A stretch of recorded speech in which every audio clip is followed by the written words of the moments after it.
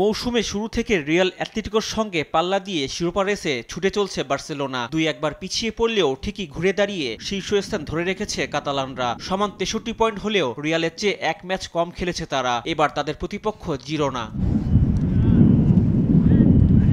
Lewandowski, Raphinha, Lamine ইয়ামালরা ফর্মে থাকায় forward line নিয়ে খুব একটা ভাবতে হচ্ছে না কোচ হ্যান্সি ফ্লিককে। পাশাপাশি দুর্দান্ত মিডফিল্ড আর শক্তিশালী রক্ষণভাগ আত্মবিশ্বাস যোগাবে বার্সাকে। তাই হারের বৃত্তে ঘুরতে থাকা জিরোনাকে হারিয়ে শীর্ষস্থান আরও মজবুত করার লক্ষ্য নিয়েই মাঠে নামবে কাতালান শিবির।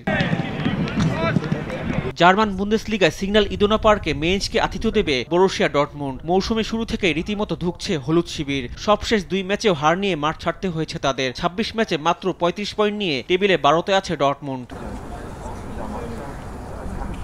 ফরওয়ার্ডরা যেমন গোলখরায় ভুগছেন, তেমনি ছন্নছাড়া অবস্থা রক্ষণীয়। প্রতিপক্ষের আক্রমণ সামলাতেই হিমশিম অবস্থা তাদের। অন্যদিকে মেইনজ আছে দুর্দান্ত ছন্দে। 45 পয়েন্ট নিয়ে টেবিলে 4-এ আছে দলটি। তাই মেইনজকে হারিয়ে পয়েন্ট টেবিলে নিজেদের এগিয়ে নিতে হলে বেশ কঠিন পরীক্ষায় দিতে হতে পারে ডর্টমুন্ডকে।